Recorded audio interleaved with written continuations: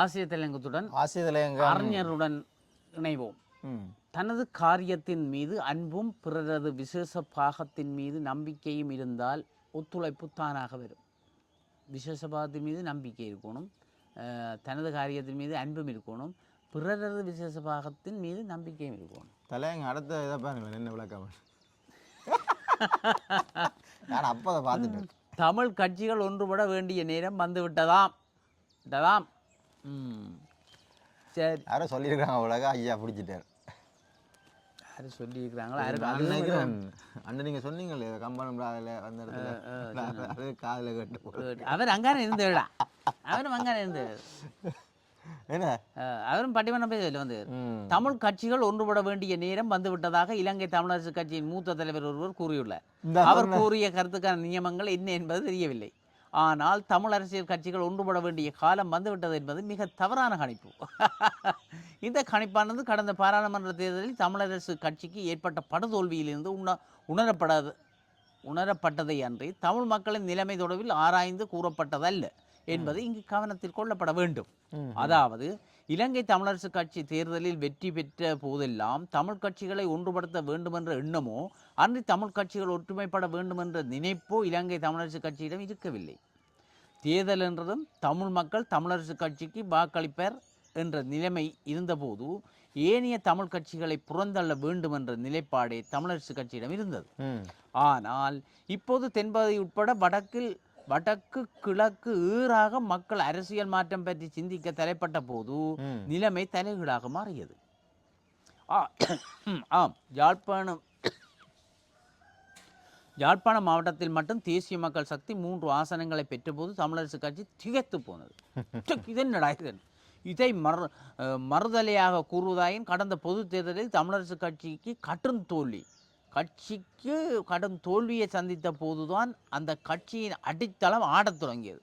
அத்திவாரம் கூடவே உள்ளூராட்சி சபை தேர்தலிலும் படுதோல்வி காண்பது தவிர்க்க முடியாதது என்ற நிலைமையை அந்த கட்சியினர் புரிந்து கொண்டனர்.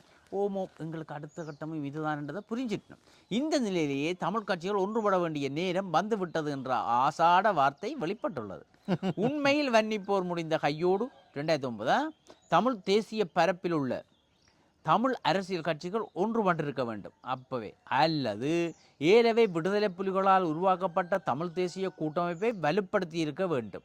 ஆனால் அதை செய்யாமல் தமிழ் தேசிய கூட்டமைப்பை சின்னாபின்னப்படுத்திவிட்டு இப்போது தமிழ் கட்சிகள் ஒன்றுபட வேண்டிய நேரம் வந்துவிட்டது என கூறுவது தமிழ் மக்களை ஏமாற்றுகின்ற தந்திரமே அன்றி வேறு இல்லை.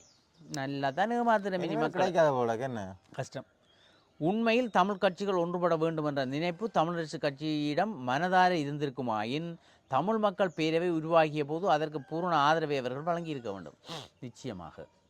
ஆனால் அவர்கள் பேரவை புஸ்வானமாகி விடும், தோற்றவர்களின் கூடாரம் என்றெல்லாம் கூவினர். என்ன ஆசிரியர் வந்த ஆனால் இப்போது அவர்கள் தோற்று போனதால் ஒற்றுமை பற்றி கதைக்கின்றனர். எனில் இதை விட்ட ஈனத்தனம் வேறு என்னவாக இருக்க முடியும்?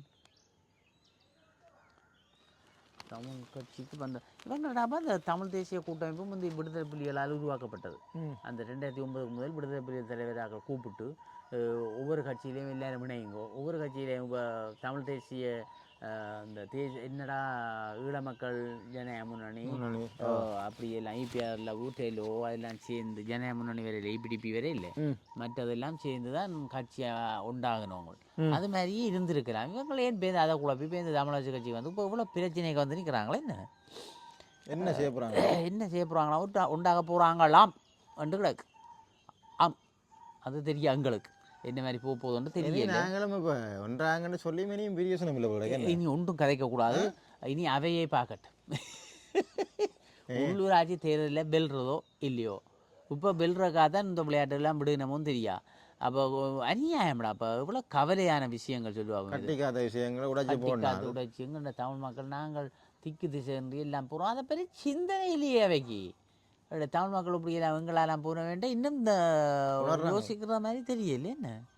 என்ன கதை அது எங்களுக்கு என்ற வந்து அரசியல் அப்போ அவர் கந்தையான மாதிரி எங்களுக்கு இருந்த தேவையில்லை கதை பேப்பரில் இருந்தே வாசிப்போம். சரி, நாங்கள் இத்துடன் விடைபெற்றுக் கொள்வோமே. போயிட்டு வரோம். என்ன என்னடா அது பரவாயில்லை. அது பரவாயில்ல. அப்ப நாங்க போட்டுருவோம். நன்றி நன்றி, வணக்கம். வெளிநாடுகளுக்கான துரித கடிதங்கள் பொதிகள் சேவை, அதி விரைவு, பாதுகாப்பு, நம்பகத்தன்மையுடன் அருள் குளோபல் எக்ஸ்பிரஸ், இலக்கம் 1, பிரவுன் வீதி, நாவலர் வீதி சந்தி, யாழ்ப்பாணம். 0121-222-6113. அருள்ஸ் பிரைவேட் லிமிடெட், இலக்கம் 10, புதிய மாநகர சபை கட்டிட தொகுதி, கஸ்தூரியார் வீதி, யாழ்ப்பாணம். 0121-222-3536. முழு உலகையும் அன்பினால் ஒன்றிணைப்போம்.